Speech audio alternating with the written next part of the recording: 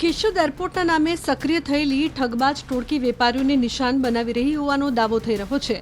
ભોગ બનનાર વેપારીના જણાવ્યા પ્રમાણે ઠગબાજ દ્વારા ફોન કરીને એવો દાવો કરાયો કે કેશોદ એરપોર્ટ પર પાણીની બોટલ તથા અન્ય સામાનની જરૂરિયાત છે। બાદમાં વેપારીઓને ભરોસો બેસે એ માટે મોટો ઓર્ડર આપવામાં આવે છે। બાદમાં તેનું પેમેન્ટ વધારે થઈ ગયું છે એવા સ્ક્રીનશોટ મોકલીને વધેલી રકમ ફરીથી ટ્રાન્સફર કરાવીને રૂપિયા પડાવે છે। મારી સાથે મધુવન હોટલ વાળાને ફોન આવ્યો હતો એક હિન્દી ભાષીનો કે ભાઈ અમારે બિસ્લેરી પાણીની જરૂર છે તો અમને 100 પેકેટનું સેટિંગ કરાવી દો, અમારે એરપોર્ટે જરૂર છે। એટલે એ હોટલવાળાનો મને ફોન આવ્યો કે ભાઈ આપણે એરપોર્ટે માલ નાખવાનો છે। હું કહું કાંઈ વાંધો નહીં ભાઈ, સવારે જાઉં તો સવારે ગાડી ભરીને અમે આવ્યા તો પહેલાં ગેટ પાસનું નામ આપે છે કે ભાઈ તમે એરપોર્ટથી 1 કિલોમીટર છેટા રહીને મને કોલ કરજો।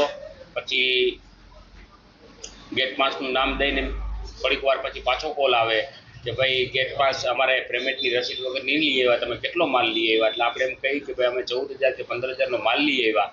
એટલે એ તમારા ખાતામાં પૈસા નાખવામાં બેંક ડિટેલ બધી માગે છે અને એ બેંક ડિટેલ એની મેસેજમાં લખીને અને ક્રેડિટ ને બધું હાથે ખોટું લખીને અને તમને ડબલ પૈસાનો મેસેજ નાખે છે।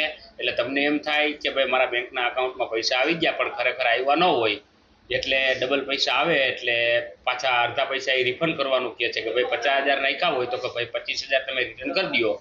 એટલે એવી રીતે માણસોના પૈસા પડવે છે આવા લોકો। એ ખરેખર હા, આવી રીતે પૈસા પડવે છે। પછી તમે એરપોર્ટના પોલીસવાળાને પૂછો એટલે ત્યાં ખબર પડે કે ભાઈ આ તો બધું ખોટ છે, ખરેખર એરપોર્ટે આવા માલની કંઈ જરૂરિયાત નથી।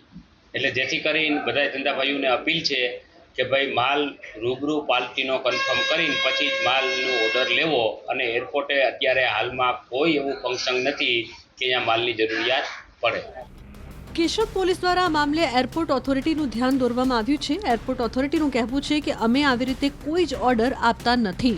આથી કેશોદ એરપોર્ટના નામે આવા કોઈ ઓર્ડર કે જોબની લાલચમાં કોઈ છેતરાશો નહીં। जब तक आप पूरी तरह से आश्वस्त न हो कि ये प्रॉपर अथॉरिटी से ऑर्डर है तभी इसमें व्यवहार करें, क्रॉस चेक करें।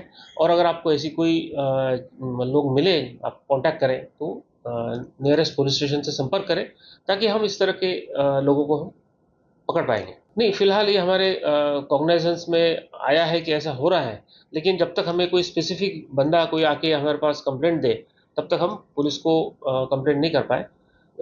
जो भी इसको पीड़ित हो हमसे आके मिले, हम मदद करने की प्रयास करेंगे पुलिस प्रशासन के साथ में मिलके। एयरपोर्ट को पानी की कोई ज़रूरत नहीं है, कोई आवश्यकता नहीं होती है। एयरपोर्ट अपने काम में सक्षम है अपने पानी के लिए, तो ऐसे इसमें कृपया इसको विश्वास न करें। और जॉब, एयरपोर्ट पे जो भी जॉब की रिक्वायरमेंट होती है वो हम हमारे वेबसाइट www.ai.aero के माध्यम से ही करते हैं और प्रॉपर लीगल प्रोसेस से होता है, सब ट्रांसपेरेंट होता है।